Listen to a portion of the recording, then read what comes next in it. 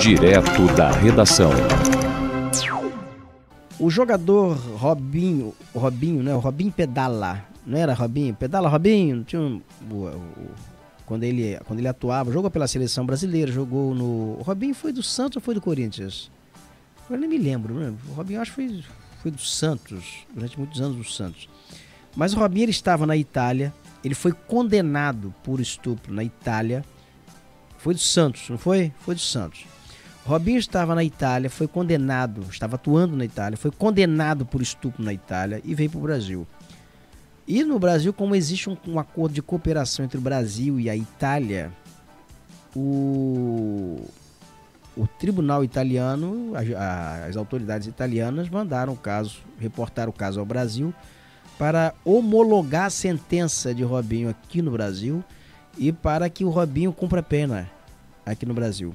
E ontem o STJ, que é o Superior Tribunal de Justiça, decidiu que o Robinho deve cumprir a pena por estupro no Brasil e ser recolhido imediatamente ao Chilindró. Nós vamos entender aqui na reportagem de Daniela Longuinho. O ex-jogador Robinho pode ser preso a qualquer momento para cumprir a pena de 9 anos de prisão por estupro coletivo. A decisão por 9-2 é do Superior Tribunal de Justiça, que determinou o cumprimento imediato aqui no Brasil da pena definida pela Justiça da Itália.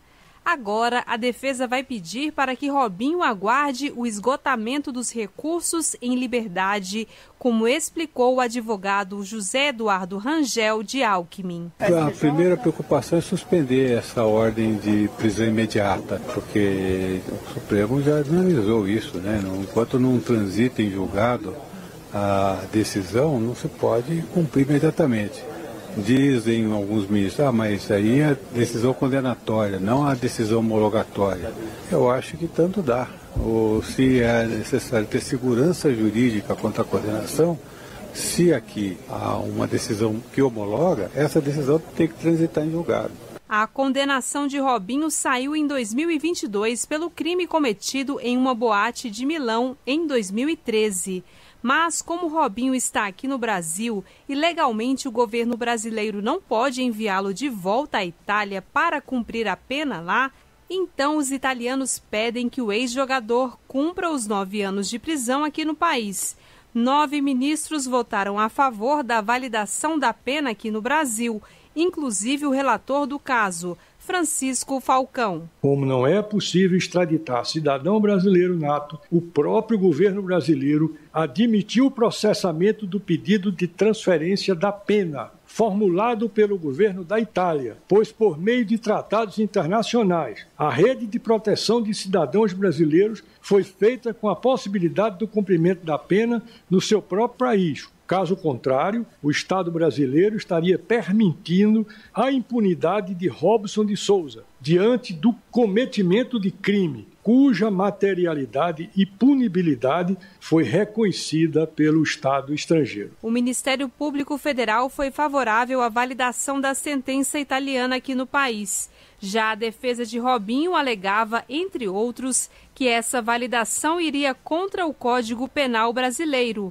e que o Tratado de Cooperação entre o Brasil e a Itália determinaria que o acordo não envolva a execução de medidas restritivas de liberdade nem a execução de condenações. Com reportagem de Oussama El Gauri, da Rádio Nacional em Brasília, Daniela Longuinho. Daniel Alves está condenado na Espanha, ganhou agora uma liberdade provisória, pagou uma fiança de R$800 mil, tem a ligeira impressão. E teve um outro jogador que me parece ter contribuído. Parece que o Neymar doou R$1 milhão para ajudar o Daniel Alves, para livrá-lo da cadeia imediatamente. E ele vai obedecer uma série de restrições. Ele não pode deixar, teve o passaporte apreendido, não pode sair da Espanha, tem que comparecer ao tribunal regularmente. Nós vamos entender essa situação do Daniel Alves agora na reportagem de Renato Ribeiro.